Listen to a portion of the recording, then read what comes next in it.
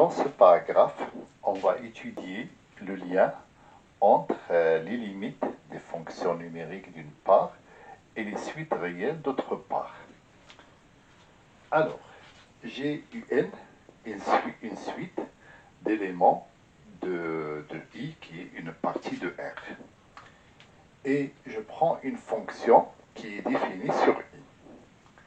Et je vais prendre A et B, qui sont des éléments de R, enfin qui peuvent être soit des réels, soit ils peuvent être moins l'infini ou plus l'infini.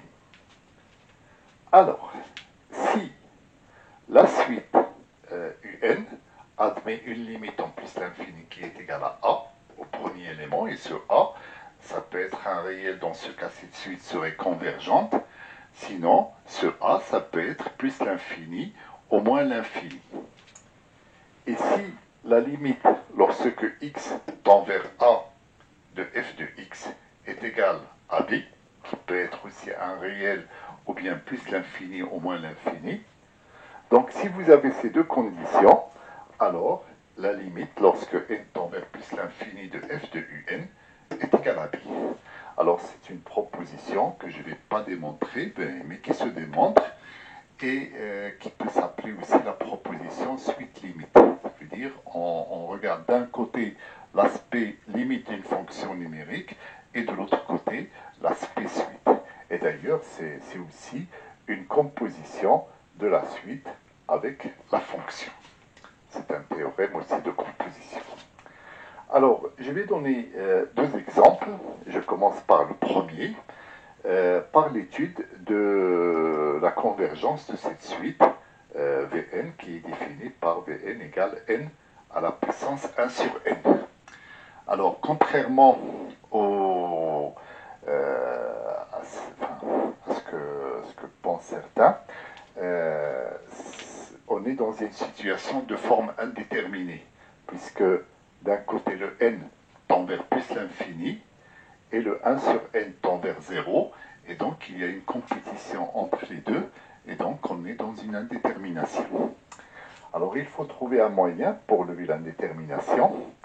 Donc on va écrire que Vn, et on va essayer d'utiliser cette proposition, Vn égale à n à la puissance 1 sur n, qui est égal aussi à exponentielle de 1 sur n et ln de n. Alors, je signale que le n est supérieur ou égal à 1. Parce que pour 0, on risque d'avoir un petit problème au niveau de la définition. Alors, ce qu'on peut dire, c'est que cette suite, c'est la composition d'une fonction et d'une suite. C'est-à-dire, si je pose un égale à 1 sur n et ln de n, et si je pose la fonction f qui a x associe exponentielle de x, et bien tout simplement, je peux dire que Vn est égal à f de un. Voilà. Et donc, on est vraiment dans cette situation. On a une suite d'éléments de R, et puis on a cette fonction qui est définie sur R. Et on a la suite Vn qui est égale à f de un. Alors, ce qu'on va faire, on va, comme le propose la proposition, chercher la limite d'abord de un lorsque n tend vers plus l'infini. Donc, je vais trouver le a. Et puis, une fois que je vais trouver le a, je vais chercher la limite lorsque x tend vers ce a de f de x pour espérer trouver le b qui va être, enfin, quand on va le trouver le b, ça va représenter la limite, bien ça va être la limite de la suite Vn. Alors, la limite, lorsque n tend vers plus l'infini de, alors je vais l'écrire ici, comme ça, ln de n sur n, ça, c'est vrai, c'est une forme indéterminée, puisque c'est plus l'infini sur plus l'infini, mais on est dans une situation de croissance comparée. On a déjà vu que ln de n est négligeable devant n. Donc, ça donne 0, car ln de n est égal à petit o de n. Voilà. Et donc, ça va être le a. j'ai ici dans la proposition. Et là, je cherche la limite lorsque x tend vers 0 de f de x, c'est-à-dire la limite lorsque x tend vers 0 de exponentielle de x. Voilà. Et là, c'est une limite qui est évidente, qui vaut 1. Voilà. Donc, d'après la proposition,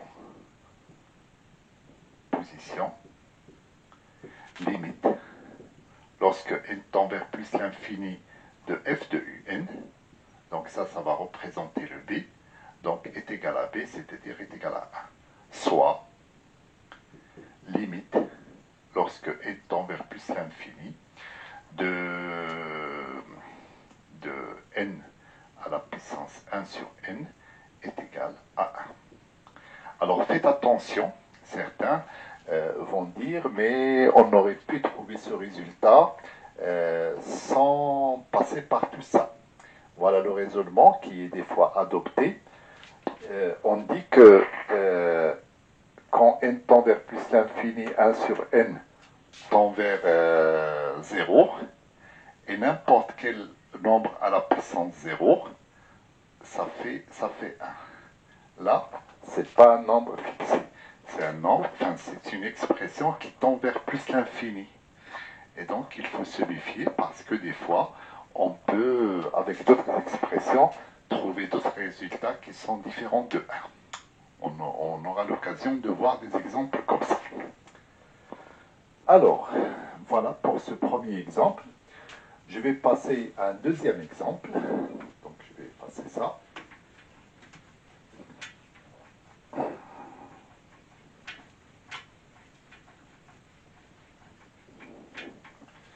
Alors, dans ce deuxième exemple, l'utilisation de cette proposition va me permettre de trouver un résultat très important qu'on a déjà évoqué. Ce résultat, c'est que, je vais l'écrire, donc montrer que la fonction sinus n'admet pas de limite en plus l'infini. Voilà. Ou bien de manière générale à l'infini, c'est valable aussi en moins l'infini, mais bon, on va le démontrer pour plus l'infini. Alors, on va le démontrer par l'absurde, c'est-à-dire, on va supposer que la fonction sinus admet une limite. Cette limite s'appelle L, donc j'écris ça. On suppose que limite lorsque x tend vers plus l'infini de f de sinus de x est égal à L, avec L appartenant à R union plus l'infini au moins l'infini. Voilà, donc on suppose ça, on suppose qu'il y a une limite. Et du coup, ce qu'il faut faire, et là je vais vous laisser réfléchir un petit peu là-dessus, et on va voir, il faut trouver la contradiction. Alors comment on va trouver la contradiction? Eh bien tout simplement, on va essayer de trouver deux suites de réels qui tendent toutes les deux vers plus l'infini. Voilà. Et donc s'ils tendent toutes les deux vers plus l'infini, donc, j'appelle ces deux suites, je les appelle UN et les N. Donc on va voir c'est quoi comme suite. UN égale Vn égale. Donc je vous présente d'abord le cahier de charge, et puis après je vous laisse réfléchir dessus. Donc il faut trouver deux suites, comme ça. Comme ça, vous pouvez dire que la limite, lorsque n tend vers plus l'infini de un égale à plus l'infini, et limite, lorsque n tend vers plus l'infini de Vn est égal à plus l'infini. Donc, dans cette situation, le plus l'infini va jouer en quelque sorte le rôle de A dans la proposition. Après, d'après la proposition,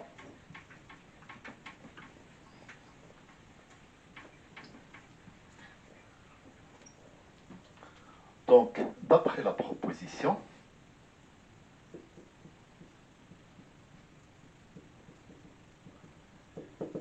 eh bien, limite, lorsque n tend vers plus l'infini de sinus de un va être égal à L, et limite, lorsque n tend vers plus l'infini de sinus de Vn va être égal à L, puisque le L va jouer dans ce cas le rôle de B, puisque la limite, lorsque x tend vers plus l'infini, ça veut dire le A, de sinus x est égal à L. Voilà. Donc normalement, on doit trouver ça. Mais justement, non. Je compte sur vous pour trouver de suite qui vérifie bien ça et ça. Mais le problème, c'est lorsque vous allez appliquer sur l'une ou l'autre la fonction sinus, et bien vous allez trouver deux limites différentes. Allez, je compte sur vous pour relever ce défi, pour trouver d'abord cette première suite et pour trouver cette deuxième suite et montrer que lorsque on applique le sinus, eh bien, on n'aura pas du tout la même limite, on n'aura pas du tout le même résultat lorsque n tend vers plus l'infini. Allez, on appuie sur pause et on cherche un petit peu. Bien, alors, la première suite à laquelle on pense et qui va tendre vers plus l'infini, eh bien, c'est la suite un est égal à n pi. On a bien la limite lorsque n tend vers plus l'infini de un est égal à plus l'infini. Et là, donc ce que je peux dire que j'ai ça. Or, quel que soit n appartenant à n, sinus de n pi est égal à quoi? Eh bien, tout simplement, ça vaut 0. Donc, limite, lorsque n tend vers plus l'infini de sinus n pi, ça vaut 0. Donc, si on se base sur cette suite-là, qu'est-ce qu'on va dire? On va dire que L est égal à 0. Donc, L est égal à 0. Bon, allez, vous n'avez pas trouvé celle-là. Vous l'avez maintenant. Allez, encore un petit effort. Essayez de trouver une autre suite, Vn, qui va vérifier la même chose. Limite, lorsque n tend vers plus l'infini de Vn est égal à plus l'infini. Mais lorsque vous appliquez le sinus sur cette suite, eh bien, ça ne va pas donner ce résultat et ça va donner un résultat différent. Allez, un petit effort encore. Vous voyez bien de quelle suite je veux parler. Bon, j'espère que vous avez trouvé. Donc, c'est la suite Vn. C'est quoi? C'est 2n plus 1 demi, plus 1 fois pi sur 2. Attendez voir. Non, c'est pas celle-là. C'est tout simplement pi sur 2 plus 2n pi. Voilà. Alors, vous voyez bien pourquoi j'ai pris cette suite-là. Bien sûr, ça va de soi. Ça limite lorsque n tend vers plus l'infini, c'est plus l'infini.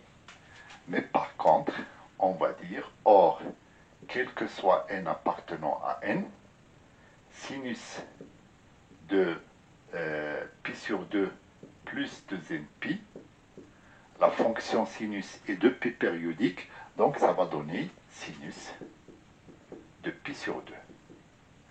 Et sinus de pi sur 2, ça va donner 1. Donc, la limite, lorsque n tend vers plus l'infini de sinus de Vn, est égal à 1. Et donc, si on croit ça, et si on se base sur cette suite, ça voudrait dire que L serait égal à 1. Or, vous avez, d'après le principe de l'unicité de la limite, le L ne peut pas être à la fois égal à 0 et est égal à 1. Donc là, vous voyez bien qu'il y a une contradiction. Et donc, c'est quoi l'origine de cette contradiction, c'est quoi la source de cette contradiction? C'est le fait de supposer que la fonction sinus admet une limite en plus l'infini. Donc c'est contradictoire.